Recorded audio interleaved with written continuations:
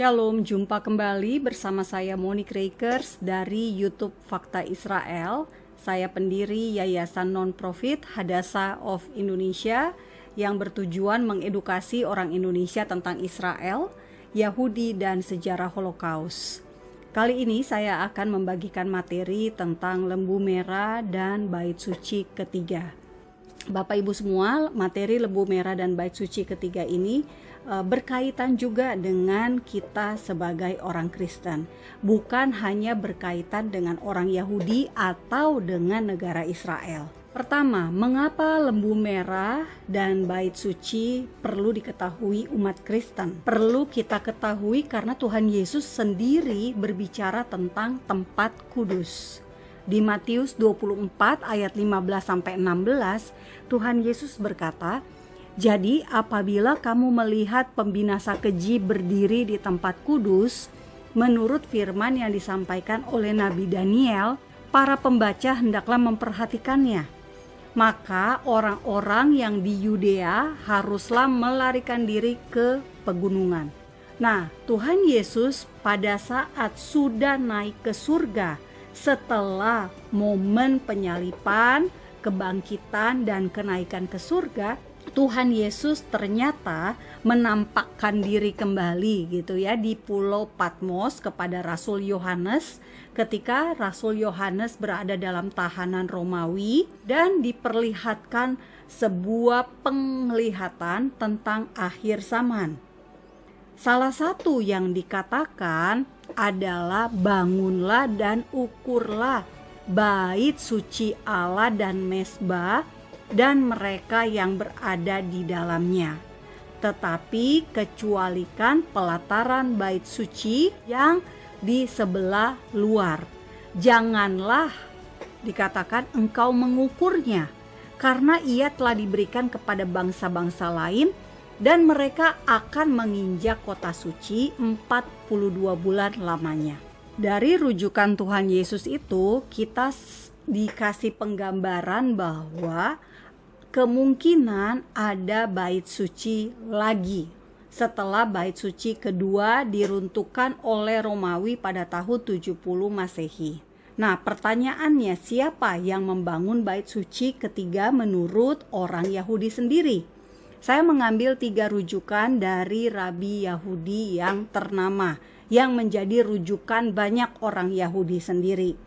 Misalnya dari Rabi Maimonides. Rabi Maimonides percaya bait suci akan dibangun oleh Mesias sendiri, Mesias Yahudi sendiri.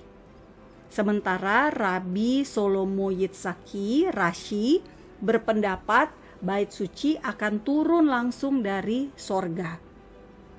Nah, ini ada di kitab Wahyu, ya kan? Kemudian Rabi Menahem Senersen mengatakan bait suci dibangun Mesias dan manusia. Jadi dua belah pihak menjelang Rosh Hashanah, tahun baru Yahudi 2022 atau memasuki tahun 5783, di Israel ternyata sudah kedatangan 5 lembu merah. 5 lembu merah ini adalah hasil pembiakan di peternakan milik orang Kristen di Texas, Amerika. Semula rabi-rabi Yahudi hanya minta 1, tetapi ternyata berhasil ada 5 sapi merah atau yang disebut para aduma. Nah, lembu merah yang tiba di Israel ini baru berusia 1 tahun. Menurut bilangan 19, hanya bisa disembeli jika sudah memasuki tahun ketiga. Misalnya usianya 2 tahun 1 hari bisa. Tetapi tidak mungkin digunakan jika misalnya di antara tahun pertama hingga tahun kedua muncul rambut atau bulu berwarna putih atau hitam. Gagal. Nah, kenapa harus ada lembu merah? Karena dibutuhkan untuk air pentahiran. Air pentahiran namanya katat. Nah, katat ini beda dengan korban penebusan dosa. Jadi ini fungsi dari lembu merah hanya untuk air pentahiran bagi para imam bait suci. Bilangan 19. Dan ketika disembeli ada darahnya, nah darahnya itu dipercikan ke kemah pertemuan atau lokasi bait suci yang akan dibangun. Nah, abu dicampur untuk menghapus dosa para imam. Karena mereka ketika masuk ke bait suci tidak boleh bersentuhan, tidak boleh najis. Najis itu apa? Ketika mereka bersentuhan dengan mayat. Selama hidup para imam bisa jadi mereka kehilangan keluarga, kehilangan kerabat, kehilangan jemaat gitu ya, sehingga mereka bersentuhan dengan mayat, dengan kenajisan, sehingga perlu disucikan, sehingga perlu dipakai untuk pentahiran. Nah, itulah fungsi dari abu yang dicampur dengan air. Nah, airnya pun itu air yang berasal dari mata air yang ada di Yerusalem. Jika ritual lembu merah ini sudah terpenuhi, baru bait suci ketiga bisa dibangun. Nah, jadi tidak dalam waktu setahun ini karena harus menunggu tahun ketiga. Nah, Bapak Ibu, Rabi Moses Maimonides dipercaya bait suci kedua itu sudah menggunakan lembu merah 7 sampai 9. Nah, yang ke-10 akan disediakan sendiri oleh Mesias. Ini adalah foto si sapi yang diperiksa oleh Rabi untuk dipastikan tidak ada warna putih atau hitam di bulunya, sehingga harus pakai kaca pembesar. Nama sapinya Sipora. Nah, sekarang Bapak Ibu, saya bawa Bapak Ibu ke mata air Gihon untuk campuran abu lembu merah. Kenapa harus mata air Gihon? Air dari Gihon, kurang lebih seperti itu. Satu-satunya sumber air yang ada di Yerusalem itu mata air Gihon.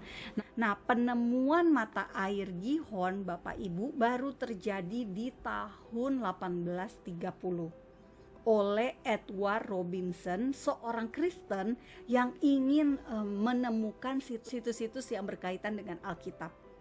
Sehingga ia menemukan mata air Gihon ini. Nah, yang menarik, beberapa tahun setelah penemuan mata air Gihon, ada lagi orang yang menemukan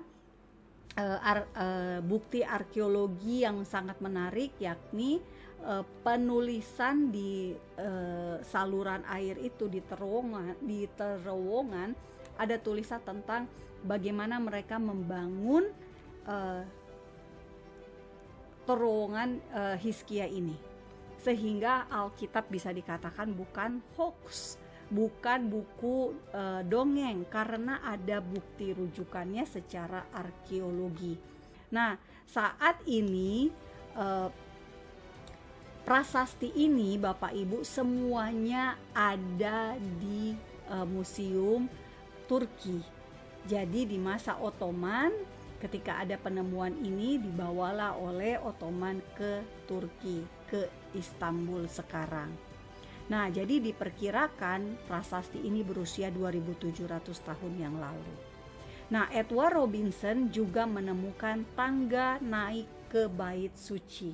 Karena bait suci itu diasumsikan terletak di atas Bukit Moria, dan ada tangga lagi untuk naik ke atas. Nah, itu Bapak Ibu bisa lihat kalau Bapak Ibu datang ke Yerusalem, nah menemukan yang namanya Robinson Ark. Ini dia sekali lagi bukti-bukti yang berkaitan dengan Alkitab, tetapi juga menjadi signifikan karena bukti-bukti ini baru ditemukan di tahun 1830. Setelahnya juga baru ditemukan. Artinya Bapak Ibu akan banyak sekali konfirmasi dari penemuan arkeologi, dari kayak tadi ya, adanya lembu merah yang menggenapi apa yang dikatakan oleh Alkitab. Nah, Bapak Ibu semua, saya akan kembali lagi ke soal bait sucinya. Hingga saat ini Bukit Bait Suci yang sekarang ada 2 masjid, masjid berwarna kuning kubahnya, Masjid Golden Dome, kubah emas, dan yang berwarna perak itu namanya Al-Aqsa. Bukit Bait Suci ini masih dianggap kudus hingga saat ini oleh orang Yahudi. Meskipun ada beberapa rabi, termasuk dengan rabi-rabi kepala di Israel, tidak membolehkan orang Yahudi masuk ke kawasan Bukit Bait Suci karena dianggap sangat kudus, masih sangat sakral buat mereka.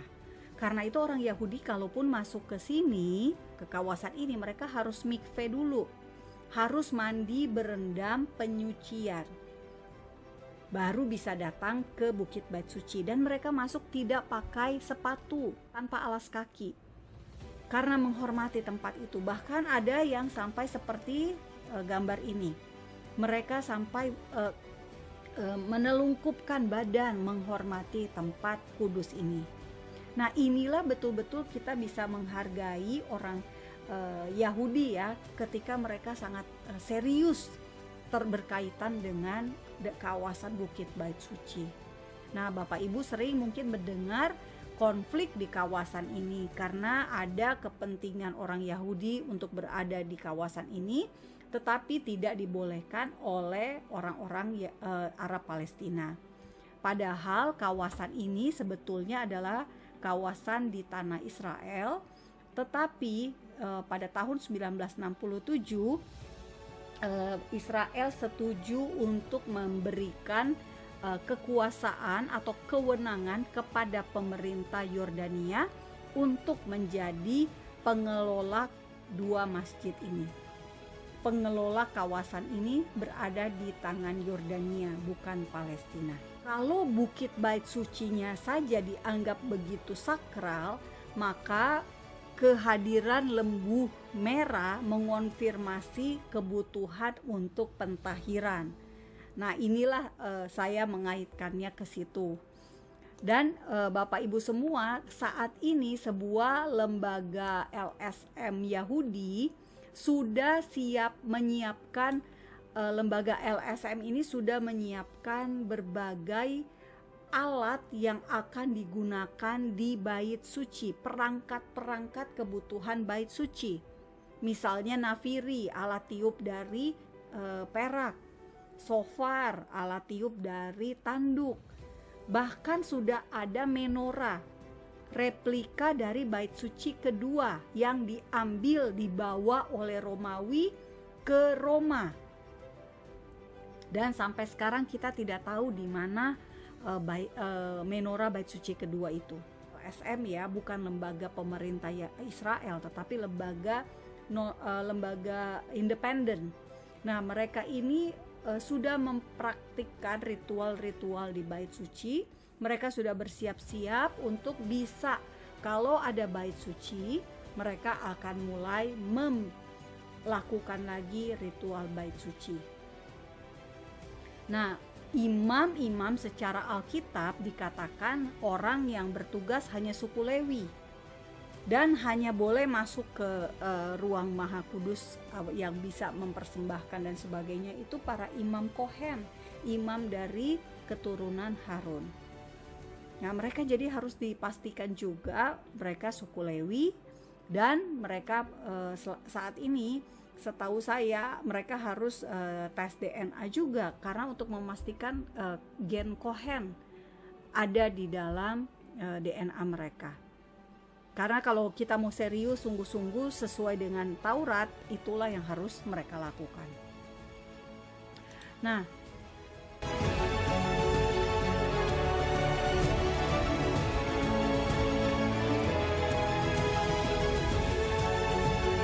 salam damai dari Fakta Israel.